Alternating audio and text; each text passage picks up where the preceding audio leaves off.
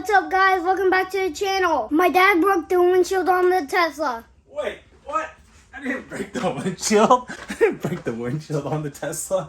What's up, guys? Welcome back to the channel. I got the dreaded rock chip in the windshield of the Tesla, and man, does it suck. And after a little bit of research, it's gonna be way too expensive to fix it. I mean, $1,000 to $1,500 is what I was quoted, and there's no way that I'm gonna do that. Fortunately, the rock chip is small and it's not in my line of sight while driving, but my main concern is the rock chip spreading. The rock chip happened just a few days ago, so it hasn't started spreading yet, and to prevent it from spreading, I picked this up from Amazon. It's a windshield repair kit, and it was actually only $10. I'll leave a link down in the description below if you want to pick one up. So we're going to go through the application of this product and see how well it works. And if you're watching this video months after it's been posted and you want an update, just leave a comment down in the description below and I'll be happy to update you and let you know how it's holding up. So what do we need to do next? We're gonna fix it. All right, let's go.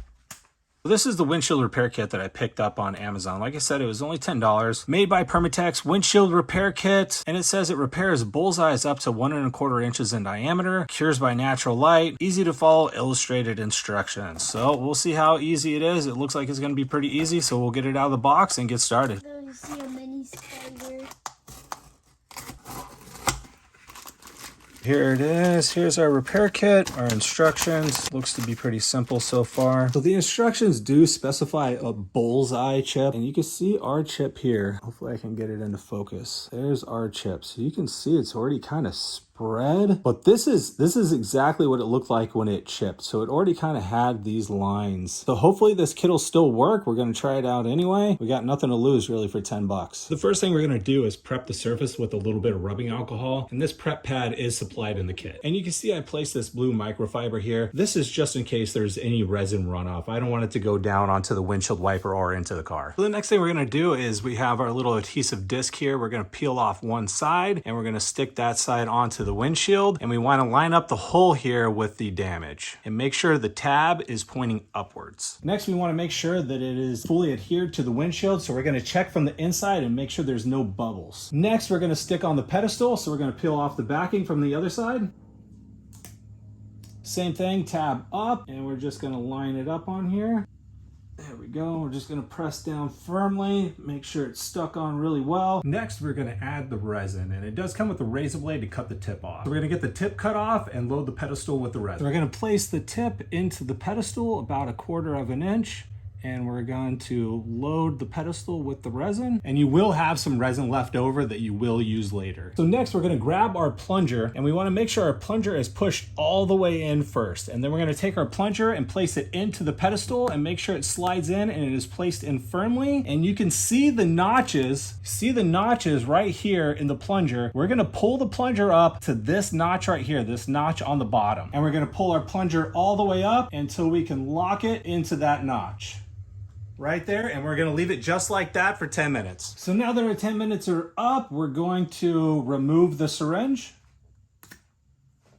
And that is going to allow air back into the syringe. And now we're going to place the syringe back in the pedestal and make sure it slides in firmly. So now we're going to push air into the pedestal. So we're going to push down on our syringe, and then we're going to lock it into place right here into this other little notch. And now we're going to leave it for 20 minutes. Where are you going? All right, it has been 20 minutes. Let's go check on it. Now we're going to completely remove the syringe. So now we can remove the pedestal. We got a razor blade here and I got a paper towel. Once we remove this, there might be some resin that drips out the bottom. We're going to start here on the top with a little tab and see if we could just peel it. All right, there we go. It's starting to come up now. Got the pedestal off. Now that we've got the pedestal off, we're just going to use the razor blade to kind of clean the area a little bit. So now that we prepped the surface a little bit, we got our resin, and we're going to put a little dot of resin right on the damaged area. And we got our curing strip here. We're going to place the curing strip right on top, and then we're going to take our razor blade and we're going to kind of spread it out. So now that we have the curing strip in place and we use the razor blade to squeeze out any air bubbles, it needs to sit in direct sunlight for at least 15 minutes. Today here, it's a little cloudy. It's not too warm, so I think I'm gonna let it sit outside a little bit longer, maybe an hour, and then we'll bring the car back in and finish up. So the car's been sitting out on the driveway for about an hour. I'm gonna go grab it, pull it back in the garage, and we'll finish up. Now that the resin has completely cured, we're gonna pull off the curing strip. And then we're just gonna use the supplied razor blade and we're just gonna clean this up. You can see that it's all dried. Take the alcohol prep pad and we're just gonna clean off any of the excess.